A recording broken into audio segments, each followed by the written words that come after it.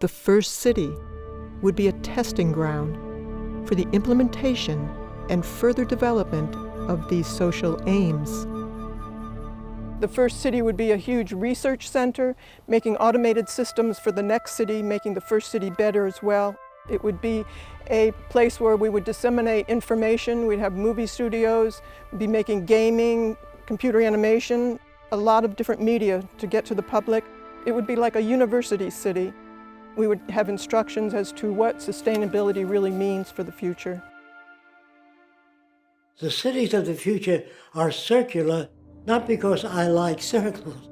It's because you only have to design one segment of the system and then reproduce it in pie-shaped sectors, and that would be the most economical way. When you build suburbia, it's spread out, and you have to travel one way to the dentist, the other way for shopping, another way to the doctor. The system is self-contained. There are wind generators. All the rooftops are solar generated. All of the garbage and waste is recycled under the ground, underneath these roadways.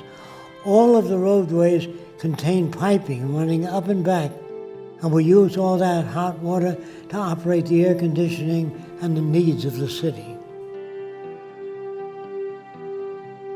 Now these are where the residential district is. If you work in the medical center, you can live here if you choose to. So this is essentially a collection of variations in houses.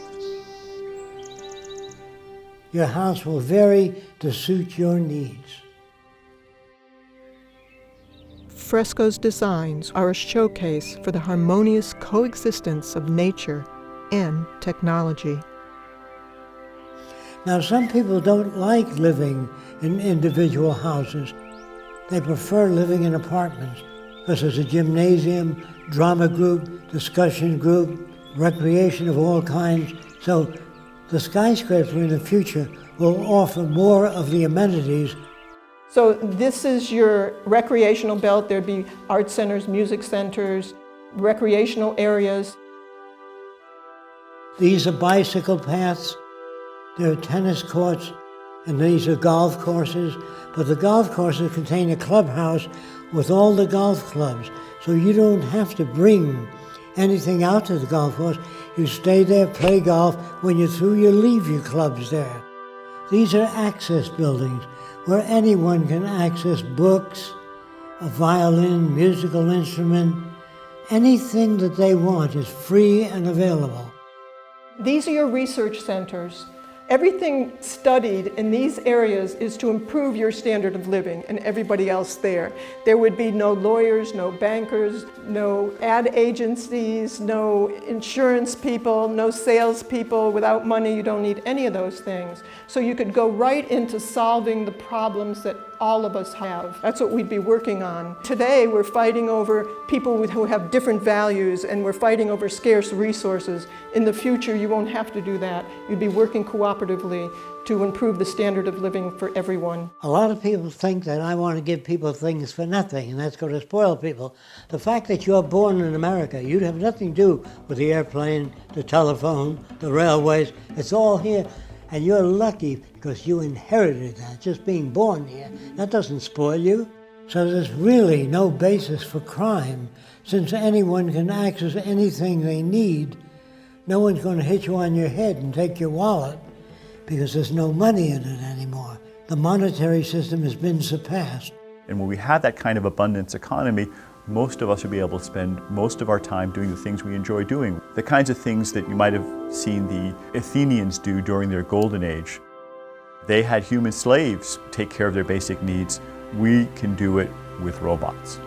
Amazing. And what would you suggest the cooks and housewives of the world do with all that extra time? There's an island called Isle of Man. On that island, there's a stream down below, and the women wear a harness. And they go down, they get 2 buckets of water and climb up to their home up there where they boil and cook food. The women have to skin animals and get the animal fat out to operate their lamps. And if someone said to the women, someday you'll turn a gadget and water will flow at whatever speed you want without you having going down to the river. And someday you'll press a button and the lights will go on. And you won't have to skin animal fat. And the woman says, yes, but what will women do? People will get engaged in how to live, how to relate, to travel, scuba diving, restoring the reefs of the oceans that we damage, cleaning the ocean and the atmosphere. So much we don't know. And you go back to school free of charge, and every city will be a university city where you're updated on what's new.